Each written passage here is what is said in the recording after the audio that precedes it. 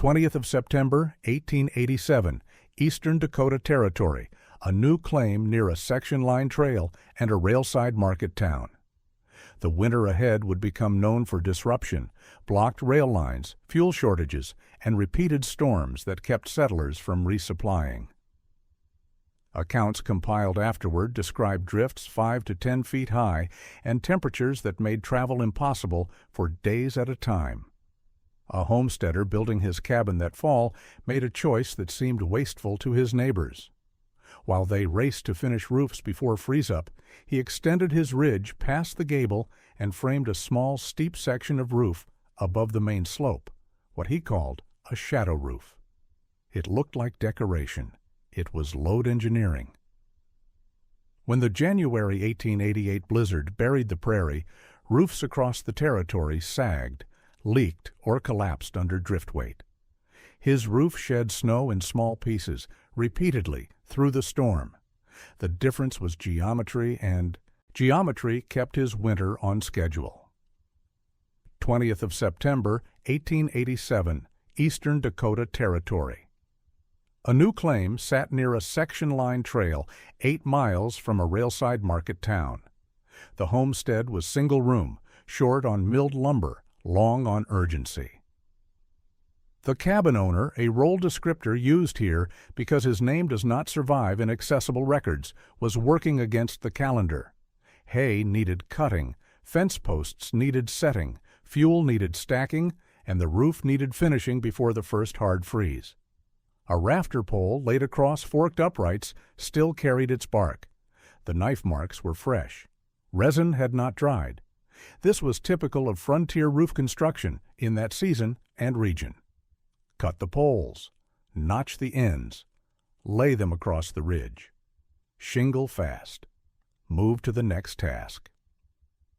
The expectation was simple, good enough until spring. The result in snow country was different. Good enough became the weakest link in one night when drift load concentrated on a single section of roof. Frontier roofs were often built light, not from ignorance but from constraint. Cutting straight rafters cost time the homesteader did not have. Hauling milled boards cost miles and money. Nails and iron hinges cost cash the claim had not yet generated. The crew, often one man working alone, still needed to cut hay, set fence poles, and store enough fuel to burn through a winter that could last from October to April. The roof mattered because it protected everything else. A dry interior meant dry bedding, dry firewood, and stable warmth. A wet interior meant rot, fuel waste, and slow equipment failure. But the roof also mattered as structure. It was not decoration. It was a beam under load. A simple gable roof turns snow weight into rafter thrust and wall spread. The snow pushes down, the rafters push out. If the walls are not braced or the rafters are undersized, the roof can spread at the eaves or sag at the ridge. A drift turns the problem worse. Wind does not lay snow evenly. It stacks snow where the roof creates calm air, at slope breaks, behind gable ends, and above attachments like lean-tos or stovepipes. That meant 2 cabins with identical pitch could perform very differently in the same storm. One might shed snow cleanly because its geometry discouraged drift formation. The other might collect a drift 4 feet deep on one side while the windward side stayed bare. The concentrated load became a bending moment the rafters were never designed to carry. The winter of 1887 to 1888 is remembered not only for cold but for disruption. Accounts compiled afterward describe blocked rail lines, fuel shortages, and repeated storms that kept people from resupplying. The Minnesota Department of Natural Resources Climate Records note the severity of conditions across the region during that period, including extreme cold and heavy snow that created operational crises for settlements and rail transport. The EO lesson was clear. If resupply was uncertain, repairs could not be a later job. They had to be prevented. The roof's weakness was not the shingles. It was the moment a drift bonded, locked, and started acting like one solid slab pressing down on rafters that were never meant to hold uneven weight. 7th of October, 1887. A Railtown lumber yard and freight platform in Dakota Territory. A bundle of shingles was counted out by the thousand. The clerk's pencil tapped each tally mark into the ledger. Shingles were sold by count, not by weight. The homesteader paid for what he could haul in one trip. The expectation was that shingle roofs shed snow. The result was that snow often did not shed when it was wind-packed and bonded to the surface. The assumption came from milder climates, where snow was lighter and storms were shorter. In Dakota Territory, snow fell heavy. Wind drove it horizontal, and cold locked it in place. Frontier builders had access to printed guidance. Carpentry and framing texts circulated widely in the late 1800s, aimed at workmen who needed methods more than theory. These manuals covered everything from lean to construction to roof framing logic. They described ridge support, rafter spacing by available timber, and trade-offs between speed and stiffness. The Internet Archive holds digitized examples of such texts, which treated roof work as standard problem-solving for builders working without formal architectural training.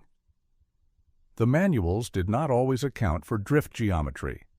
A gable end, an attached lean-to, or a slope change created a pocket where wind slowed and snow piled. The mental diagram was simple. Windward roof scoured thin, leeward roof loaded heavy. This was where failures started. A cabin roof was rarely designed for a drift twice as deep on one half. Standard roof framing used poles or rough-sawn lumber spaced according to what was available. If straight poles were scarce, the spacing widened. If the span was short, lighter rafters were acceptable. The ridge beam carried compression. The rafters carried bending load from snow and wind. The walls carried thrust from the rafter feet, pushing outward. That system worked for ordinary snow. It failed under drifted snow because the load was not uniform. A 4-foot drift on the leeward slope created pounds per square foot that doubled or tripled the design assumption. The rafters bent, the ridge sagged, the eaves spread. Once movement started, gaps opened, water entered. Freeze-thaw cycles widened the gaps. The roof that looked sound in October could be leaking by February. The accounts compiled after the January 1888 blizzard emphasized both the weather and its economic choke points. Rail disruption meant delayed freight. Fuel shortages meant higher costs or no supply at all. The Minnesota Climate Records document these conditions as part of a severe winter cycle that affected the entire region. The operational lesson was direct. Light roofs could survive ordinary snow. They failed under drifted snow because the load was not distributed. If the worst load formed at the slope break and near attachments, the fix was not thicker shingles. It was changing where the drift could form. 18th of November, 1887. The cabin site. First hard freezes. The pond skim set overnight. Ground froze solid by morning. A thin ice sheet formed in a water bucket left inside near the stove. The inside air was warm enough for comfort, but the roof boards creaked at night as they shrank in response to temperature cycling. The expectation was that snow was light. The result was that roof snow could range from a few pounds per square foot to serious structural weight, depending on density and water content. Fresh, dry snow weighed less. Wet, wind-packed snow weighed more. Drifted snow, compressed by wind and bonded by partial melting and refreezing, behaved like the heavy end of the range. Modern snow load guidance provides the framework for understanding what frontier builders learned through observation. The Federal Emergency Management Agency's snow load references note that 1 foot of fresh snow can range from roughly 3 pounds per square foot for light, dry snow to 21 pounds per square foot for wet, heavy snow. Wind-packed and drifted snow tends toward the heavier end. The whole building design guide documents these load ranges as part of structural design standards. A 4-foot storm did not mean 4 feet of snow evenly distributed across the roof. It meant a drift face built 4 feet deep against a slope break or gable end, while the windward side might hold only inches. At 10 to 15 pounds per square foot per foot of dense snow, a 4-foot drift section could deliver 40 to 60 pounds per square foot of localized load, a figure that could push past what green pole rafters tolerated over time, especially when the drift was lopsided and created bending stress in rafters designed for uniform loading. The National Weather Service's snow load notes emphasize thinking in terms of water equivalent. Snow is stored water. Water has weight. A cubic foot of water weighs 62.4 pounds. Dense, wet snow approaches that density. Even moderately packed snow can hold significant water content. The roof load, then, is not snow. It is stored water mass stacked by wind into geometry the roof was not designed to handle. Once a homesteader accepted that drift snow was a structural load, the response shifted. Shedding was no longer luck, it was design. The question became, how do you force a drift to break into smaller pieces before it becomes one continuous slab that releases all at once or stays locked in place, bending rafters until they fail? 3rd of December, 1887. Eastern Dakota Territory. After the first serious blow, snow had scoured the windward shingles clean, exposing bare wood. The leeward side held a ridge of packed snow that looked sawed off, a sharp line where wind deposition ended and air turbulence began. The expectation was that snow slid when the sun hit it. The result was that wind-packed snow bonded to the roof surface and hung, building thickness at the worst location, the slope transition, the gable pocket, the lean-to junction. This was observation-driven learning. The cabin owner saw that roof failure followed a predictable pattern. The drift started at the slope transition, where a lean-to met the main roof or where a stovepipe flashing created a warm patch that allowed partial melting and refreezing. The drift built where the gable created a calm pocket, out of the direct wind but within the deposition zone.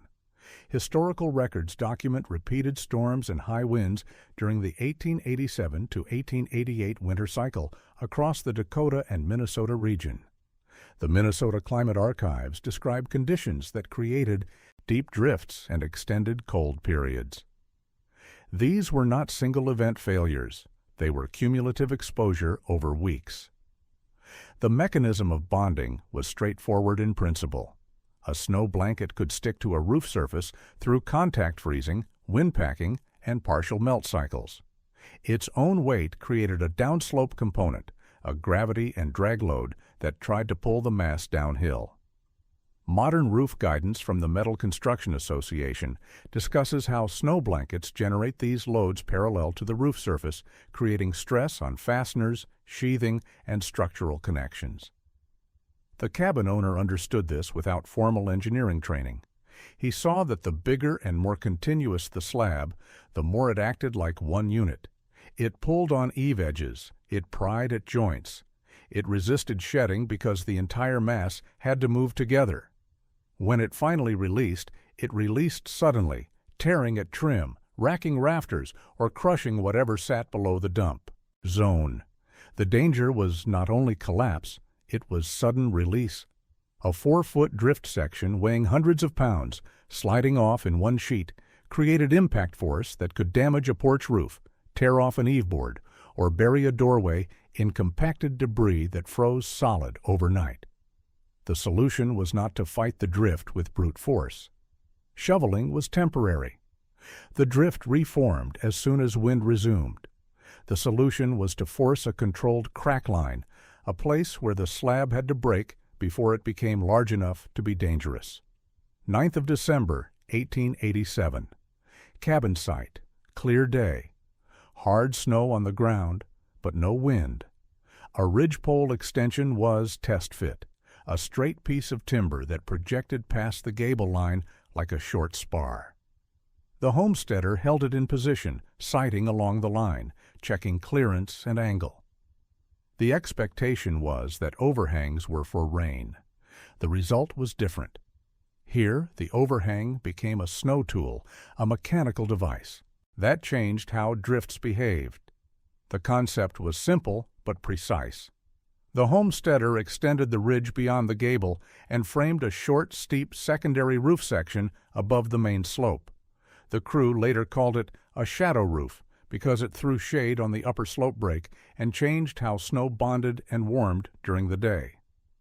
But the real function was mechanical, not thermal. The shadow roof created a change in slope and a hard edge that encouraged a snow slab to crack into smaller pieces instead of releasing as one heavy sheet. The documentary record supports this as practical construction, not folk invention. Builders in the late 1800s used lean-tos, shed additions, and modular roof framing as standard systems. Carpentry manuals treated these as routine work, not specialized architecture. The Internet Archive holds digitized framing guides from the period that describe how to tie secondary roof sections into main structures, manage water drainage at joints, and brace projections. The shadow roof was an add-on with specific intent. It created geometry that forced failure at a predictable location. Instead of allowing a drift to build as one continuous mass from ridge to eave, the shadow roof inserted a break line. The drift could still form, but it had to form in sections. When it released in stages. Smaller sheets, shorter duration loads, less shock to the structure. The specification was field expedient, but not casual. The ridge extension projected 18 to 24 inches past the gable line. It was braced back to the last rafter pair to prevent wind leverage. The shadow roof pitch was steeper than the main roof. If the main ran at roughly 6 inches of rise per 12 inches of run, the shadow ran at 12 per 12 or steeper. Snow would not rest there long. It would slide or blow clear, leaving the hard edge exposed. The tie-in required a simple flashing course and tight shingle overlap to keep meltwater from backing up under the joint. The detail mattered. A leak at the ridge was worse than no shadow roof at all. 12th of December, 1887. Daylight build window. Temperature stayed below freezing but remained workable. Shingle nails were kept inside a coat pocket so they would not numb fingers when handled. The hammer face rang sharp on cold iron. Each strike had to count. Cold made wood brittle. Mishits could split shingles or crack boards. The expectation was that add-ons created leaks. The result was that the roof survived only if the add-on was framed like structure, not decoration. This required order of operations and attention to load paths. The build sequence followed carpentry logic documented in period framing texts. First, locate the break line. The shadow roof went where drifts naturally started, near the ridge and gable zone, or above an attachment, so it intercepted the slab early, before it could bond into one continuous mass. Second, extend the ridge, safely. The extension had to be braced. An unbraced projection became a lever in wind. The brace tied back into the last solid rafter bay, transferring wind load into the main structure rather than relying on fasteners alone. Third, frame short rafters tight. The shadow roof rafters were cut from straight stock. They were small enough to shape precisely even with limited tools. Precision mattered because the steep pitch meant each rafter carried more thrust per foot of run. If the fit was loose, movement under snow load would open the joint and allow water entry. Fourth, sheath and shingle with overlap. Water control at the joint was critical. Meltwater would run down the main roof, hit the shadow roof junction, and try to back up under the shingles if the overlap was wrong. The shingles had to lay so water was directed over the joint, not under it. This required working upslope from the main roof onto the shadow section, maintaining consistent overlap and nailing pattern. Fifth, protect the gable end. The ridge projection changed wind behavior at the gable. Uplift forces increased. The gable end needed tight boards and good nailing to prevent wind from prying under the edge and propagating failure back along the ridge. The winter accounts emphasize that extreme conditions were not a single event. They were repeated blows plus cold that made outdoor work difficult and supply uncertain. The Minnesota climate records document weeks of below-zero temperatures and multiple storm cycles. A roof repair started in January might not be finishable until March. The build had to work the first time, 20th of December, 1887, after a wind event. Drift lines were visible across the prairie, showing where wind had scoured and where it had deposited. The leeward cabin roof held a hard ridge of snow, but it was broken into steps instead of one smooth blanket. The expectation was that more pitch was the only answer. The result showed that a controlled edge could matter as much as pitch because it changed how the snow blanket behaved mechanically. A snow layer on a roof was not just vertical weight. Gravity created a downslope component that tried to pull the snow mass, and anything it bonded to, downhill. Modern roof guidance from the Metal Construction Association describes how snow blankets can bond to roof surfaces and generate drag loads parallel to the slope. The snow does not simply press down. It pulls, creeps, and eventually shears when the slab's internal strength is exceeded or when the bond to the roof fails. The shadow roof interrupted that process. It created three effects. First, a change in angle reduced the continuity of the slab. The snow could not form one smooth ramp from ridge to eave. It had to bridge across the slope break, and bridging introduced stress. Second, a hard edge where cracking was likely. When the slab crept under its own weight, the shadow roof edge acted as a stress concentrator. The snow fractured there first, breaking the large slab into two smaller sections. Third, smaller release units. When snow slid, it slid in sections, upper slope, then lower slope, reducing the chance of one catastrophic release that tore at the eave, racked the walls, or crushed an attachment below. The load math from Chapter 3 remained relevant. Federal Emergency Management Agency guidance shows how quickly roof load escalates as depth and density increase. A uniform 2-foot layer of moderately dense snow might deliver 20 to 30 pounds per square foot. A 4-foot drift of wind-packed snow could deliver 60 pounds per square foot or more in the drift zone. The roof was safer when that peak load was not allowed to build into one continuous bonded mass. The homesteader's solution was not to make the roof stronger. It was to prevent the worst-case geometry from forming. By forcing the drift to crack early and often, he kept individual sheet size, and therefore individual. Release energy below the threshold that caused structural damage or dangerous dumping. 2nd of January, 1888. Midwinter. Maintenance day. Wind was calm, cold was steady. A thin line of frost showed where warm interior air had been leaking into the roof joint. The nails near the seam sat proud, pushed out slightly by wood movement as boards expanded and contracted with temperature cycling. The expectation was set it and forget it. The result was that drift control needed inspection because small failures became large under load. This chapter defined the method's limits. The audience trusted a technique more when it had boundaries. The shadow roof could fail in predictable ways. First, poor bracing. If the ridge extension was not tied back properly into the rafter structure, it became a wind lever. Fasteners loosened. The joint opened. What started as a 1/16-inch gap became a 1/4-inch gap after a week of wind vibration. Second, bad water detailing. Meltwater backed up at the angle change if the shingle overlap was wrong. Water found a nail line and wicked into boards along the grain. One freeze-thaw cycle turned a damp board into a split board. Third, ice and thermal cycling. Modern roof design notes from the Metal Construction Association highlight how cold climate roofs face constant material movement. Wood shrinks in cold, swells in warmth, and moves again. Metal fasteners contract differently than wood. The joint between dissimilar materials, shingles and boards, boards and rafters, was a point of stress. Fourth, wrong placement. If the break line was too low on the roof, a large slab could still form above it, negating the benefit. If the break line was too high, the main drift built unchecked below, and the shadow roof became irrelevant. Fifth, neglected attachments below. A lean-to or porch roof remained vulnerable if the main cabin roof still dumped snow onto it as one heavy sheet.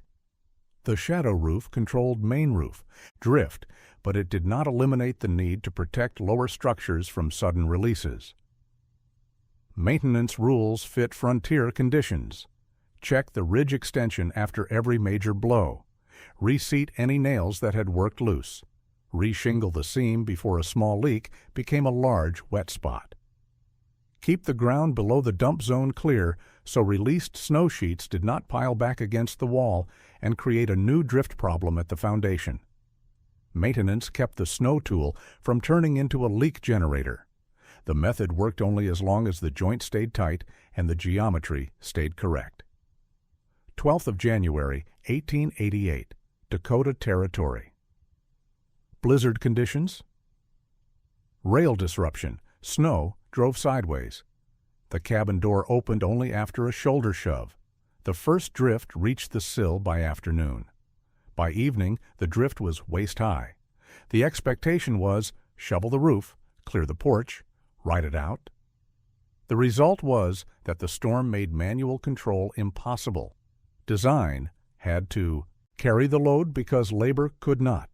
Post-storm accounts describe drifts 5 to 10 feet high in Dakota locations and extreme cold in the same weather system. The Minnesota Department of Natural Resources climate records document this as part of a severe January 1888 event that caused widespread disruption across the region. The numbers were not theoretical. They were operational constraints. Drifts that size stopped travel. Wood hauling slowed or ceased. Rail supply became uncertain exactly when repairs would otherwise be made. The Minnesota Climate Archives note rail blockages and fuel shortages during this period, creating compounding pressures on isolated homesteads. The roof became the decisive factor. Neighbor cabins, built fast with lean-to attachments and shallow slope transitions, took the drift at the worst spots. Rafters bowed where the drift stacked heavy on one side and light on the other. A lean-to failed where the main roof shed snow as one. Heavy slab onto a structure not designed to carry sudden impact load. The mechanics were straightforward. Uneven loading created bending moments the rafters were not sized to handle. Shock release, when a large slab let go all at once, created dynamic force that exceeded static design assumptions. Leverage at weak joints, where attachments met the main structure, turned small movement into large failure. The shadow roof did its job without spectacle. As the drift climbed on the leeward slope, it formed a visible crease at the break line. Instead of one continuous blanket from ridge to eave, the roof shed snow in smaller sheets. The release happened repeatedly through the night. Each sheet was manageable. The cumulative load never reached the maximum the structure could tolerate. The cabin's main span stayed straight, not because it was built stronger, but because it never carried the peak slab load at once. The homesteader spent labor on heat, livestock checks, and food. Preparation, not emergency roof bracing or post-failure repair. When drift control worked, the winter remained on schedule. That was the operational payoff in a season where every lost day mattered. 18th of January, 1888, after the first clearing. Travel was still difficult, but the immediate crisis had passed. The stove drew clean. The ceiling line was still straight when sighted from corner to corner. No fresh sawdust rained down from a sagging ridge joint, a telltale sign of rafter movement under load. The expectation was that roof fixes were cosmetic. The result was that roof performance changed the winter ledger in measurable ways.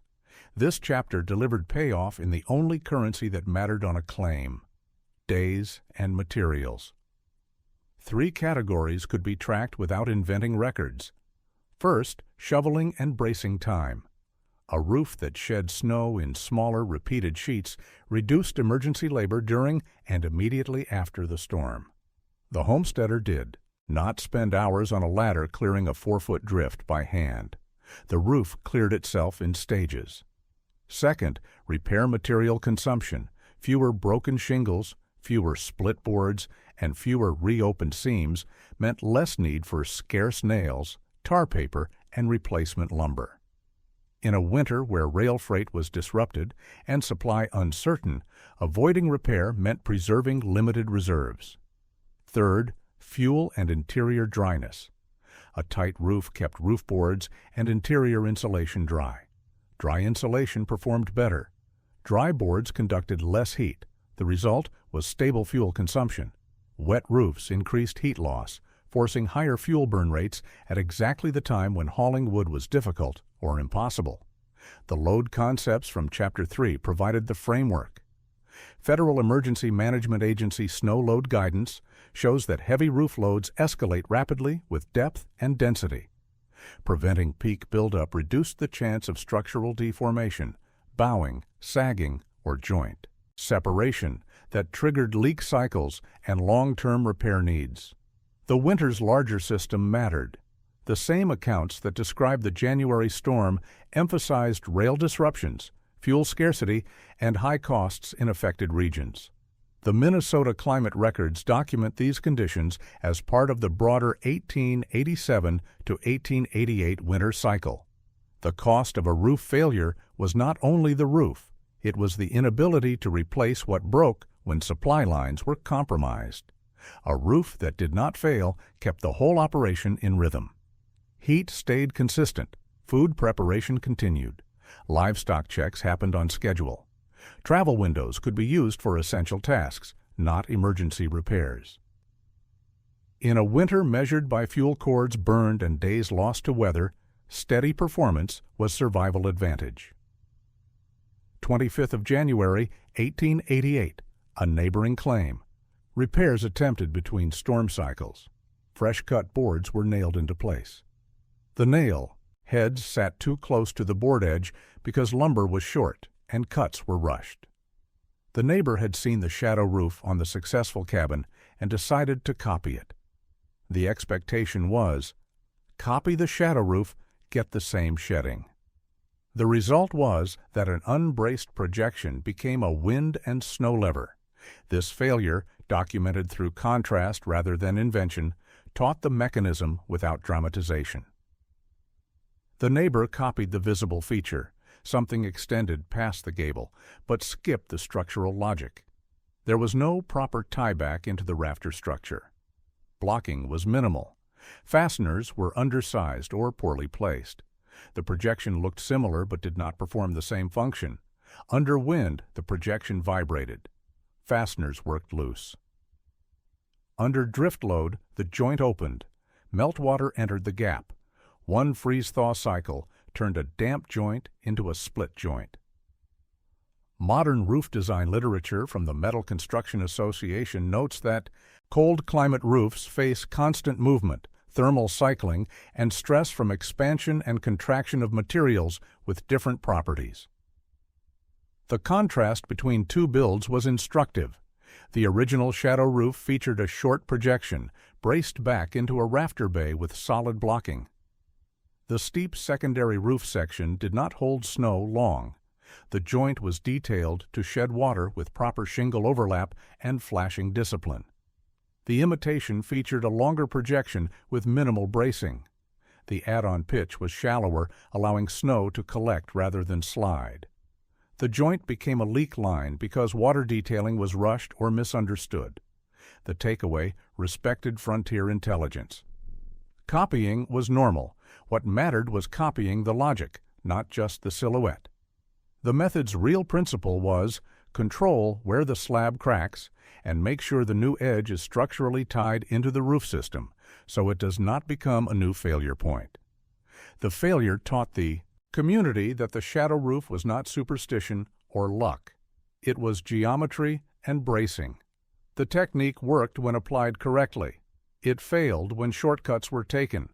That clarity, success required understanding, not just imitation, spread the method correctly rather than as distorted rumor. With the winter still active and storms ongoing, the surviving cabin became a reference point. It proved that careful geometry could manage drift load when brute force shoveling was not possible, and when the wind decided to stack snow for days at a time. March 1888, thaw days and refreeze nights. Travel returned in short windows as roads cleared and drifts compacted. Meltwater ran off the eaves at noon, then froze solid by morning. The roof told the story in ice lines, where water had moved, where it had ponded, where joints had held or failed. The expectation was that the storm had been a one-off event. The result was that the winter showed repeat exposure was what broke. Fast builds. Single storms could be survived by luck or brute effort. A winter of repeated blows required design. This chapter placed the shadow roof in a larger frontier pattern. The people who stayed in the region learned to treat weather like engineering. They developed practical drift controls that went beyond the shadow roof. Steeper pitches where materials allowed, reduced attachments that created drift pockets, careful placement of lean-tos to avoid creating dump zones that fed back into foundation drifts, and sacrificial snow dump areas where shed snow would not create new problems. The documented winter records supported this. The Minnesota Climate Archives described the 1887 to 1888 season as a period of repeated storms, severe cold, and extended disruptions that created real constraints on repairability and material resupply. Small interventions spread because they were cheap, fast, and they returned labor to higher-value tasks.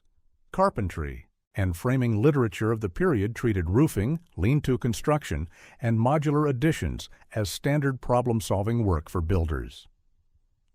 The Internet Archive holds examples of texts that described how to tie roof sections together, manage water at joints, and brace projections, supporting the idea that competent frontier builders mixed and modified roof forms as conditions demanded, not as folk invention, but as applied craft knowledge. A roof that controlled drift reduced emergency labor. It protected attachments from sudden snow releases. It lowered the probability of leak-driven fuel waste by keeping the structure tight through repeated freeze-thaw cycles. Those advantages compounded over a long winter. A homestead that stayed dry, warm, and structurally sound could focus on livestock, fuel management, and planning for spring work. A homestead fighting roof failures spent labor on survival instead of progress. The method's spread was quiet and practical. Neighbors asked questions. Builders adapted the concept to their own roof geometry and available materials. The technique became part of the regional building vocabulary, not celebrated, just used. 10th of April, 1888, post-winter repairs and accounting on the claim. The ridgeline was sighted from the gable end. It remained straight enough to trust. The shingle courses had not stair-stepped from progressive sag. The rafters showed no permanent deformation. The cabin had survived the winter structurally intact. The expectation was that survival was toughness. The result was that survival was load management, accomplished through small, repeatable choices made before the crisis arrived. The closing inventory was simple: a few boards for the shadow roof extension, a handful of nails, extra shingles to weatherproof the joint, half a day of cutting, fitting, and nailing, bracing timber already on hand from the original cabin build. Total material cost, minimal. Total labor. Investment, measured in hours, not days. Against that modest input, the winter record showed what happened when systems broke. The Minnesota Climate Archives document rail delays that lasted weeks. Fuel became expensive or unavailable in some locations. Travel stoppages meant that a major roof repair could be unaffordable in time, materials, and risk, because working on a roof in sub-zero wind was dangerous, and getting replacement lumber when the rails were not running was impossible. The homesteader who built the shadow roof did not fight the storm. He changed how snow failed. The ridge extension and steep secondary roof section forced drifts to break into smaller pieces instead of building as one continuous heavy slab. That geometry meant the peak load never arrived all at once. The rafters carried snow in stages. The eaves shed snow in repeated small releases instead of one catastrophic dump. This was the frontier lesson in its plainest form. Design does not remove risk. It controls risk. A roof cannot prevent snow from falling, but it can determine where snow accumulates, how it bonds, and when it releases. Those small controls, applied correctly, became the difference between a winter on schedule and a winter spent repairing what broke. The shadow roof was not heroic. It was methodical. In a winter that stacked drifts by the foot and stopped trains for weeks, the cabin that stayed straight was not the bravest. It was the one that forced the snow to break early, before the slab became large enough to bend rafters, tear eaves, or bury the operation under emergency repairs it could not afford to make.